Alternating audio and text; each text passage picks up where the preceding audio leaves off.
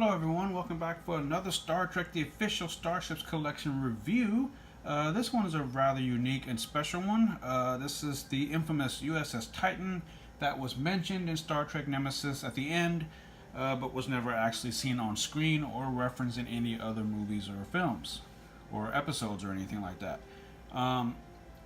It was, however, in a series of novels, one of which you see here, following the events of Star Trek Nemesis, and this novel series follows the adventures of Captain Riker and the crew of the USS Titan. And I'm sorry it took me so long to get to this review. I've had the ship here for about a month or so, but due to the out of stock issues in the web store, the magazine was not available until just yesterday. So now that I have the magazine and the ship together, I thought I would give a little review of it and share with you some of my thoughts.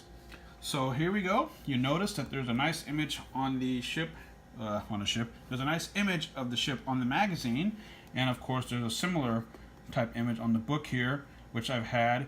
But before I get into what the book contains in reference to the model, I'll just put this aside for a minute. And so yeah, it is the USS Titan. It is a Luna class, launched in 2379, 454 meters long, and its maximum speed is warp 9.9. So, turning the page, you got the usual magazine layouts. Move the model away for a moment there. You got the usual magazine layout and stand assembly, which is very simple. And once again, it is considered a deep space explorer in 2379. A crew complement of 350. This thing can go as fast as warp 9.9. It has Type 11 phasers arrays, torpedo launchers, and the captain is none other than William T. Riker himself. Turn the page, and you have an awesome imagery of the ship in orbit of Earth, what it looks like, and Riker down there, as well as some text about the history of the ship. Apparently, this thing was constructed around the time of the Dominion War, but they mothballed the idea because of obvious reasons. This ship is more of an exploratory vessel and not a warship, but it does contain all of the armament that one would find on a like the Defiant, etc., etc. Turn the page. You have centerfold page, pages saying where all the components are and what they do, etc. And finally, here's a section on the design process of the Titan. Now, fans will notice that in the first maybe novel or so, the Titan was never actually, there was no physical model or anything like that. There was no CG renderings or anything. So when the novels came out, there was a campaign presented to fans by Simon & Schuster to see who could come up with a design for the Starship with basic specifications that were given to them. And ultimately, one was chosen, and pretty much the design that we see and the design that we now have is a result of that competition. Yeah, I'm sorry, I can't remember that guy's name. What is his name here? It says right here in the magazine. Bear with me. His name is Tornegru. I can never say that. I want to say it right, so I apologize if I'm getting it wrong. But anyway, the winner was selected and the ship was chosen. The design was chosen, and I believe in a series of books, the specification or the diagram or schematic was included in several of the novels, including the one that I have in front of me. And if you look inside of the novel, you'll find someplace. Oh, I guess I picked up the wrong one. Oh no, here it is. It's like a little centerfold. Opens out like that. So you kind of get a nice little schematic, really, almost, of the Titan itself. So it's really kind of awesome. And this was the first time it was ever actually quote-unquote seen. So viewers or readers had to use their imagination of the ship being in battles and on missions, etc. So yeah, turning the page, you have part of the design process of the Titan. Different conceptual sketches there. And finally, the same kind of basic schematic that I showed you from the book a moment ago.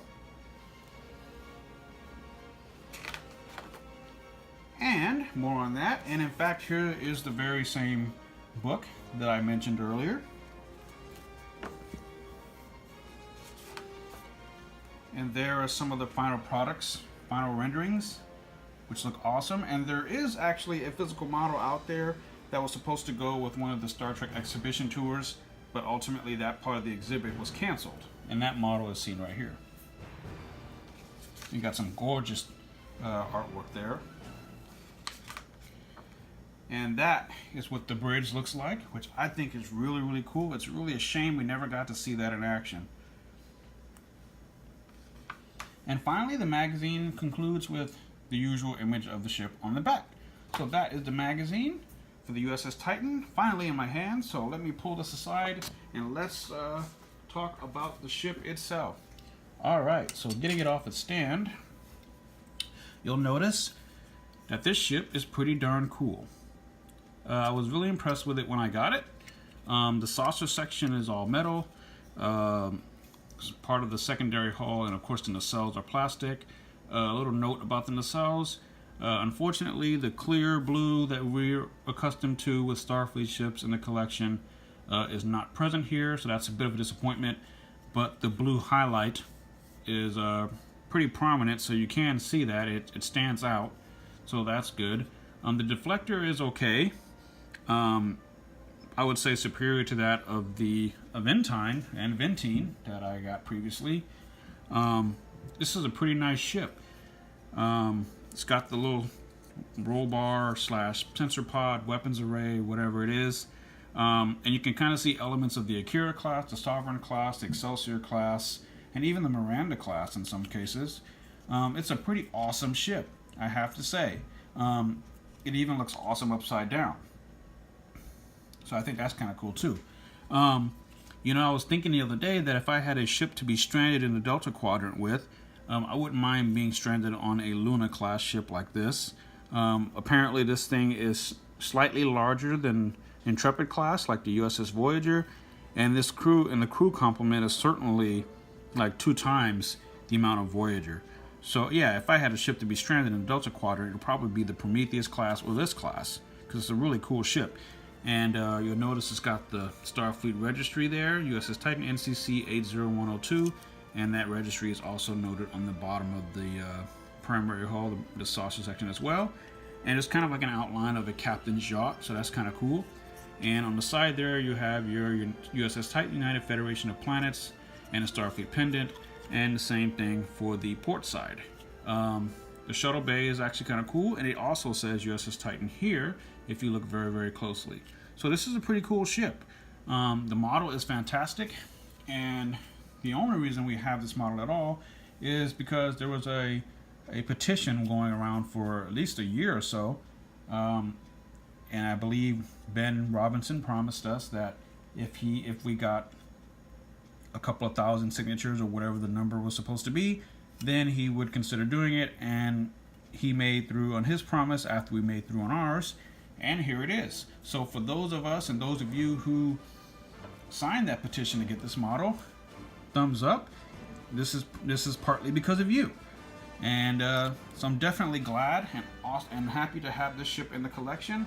I remember getting the book and thinking it was cool and would have been nice to have a model. And now, here it is. Once again, this is a special that can only be online on the web shop. You can't get this as part of the subscription, so just a heads up. If you love all the Starfleet ships, definitely go out and get this. If you love, the novel, the Titan series, Star Trek Titan, as that book series is called, definitely pick that up. So yeah, that is the USS Titan. Definitely worth your $22 or whatever it costs, or pounds, or whatever it is. And as usual, it comes with a stand that says USS Titan and NCC-80102 and the meaningless part number down there. And of course it comes with the stand. It fits into place like that, and the Titan just simply docks, and boom, there it is. So there is the USS Titan, the model, the magazine, and the book it first appeared in. So there we have it. thank you so much for watching. Of course, I always welcome your comments, questions, and concerns. If you have any, please drop them down in the comment section, and I will do my best to get back to you. And so yeah, thanks again. Thanks so much for watching, and be safe out there, and live long and prosper.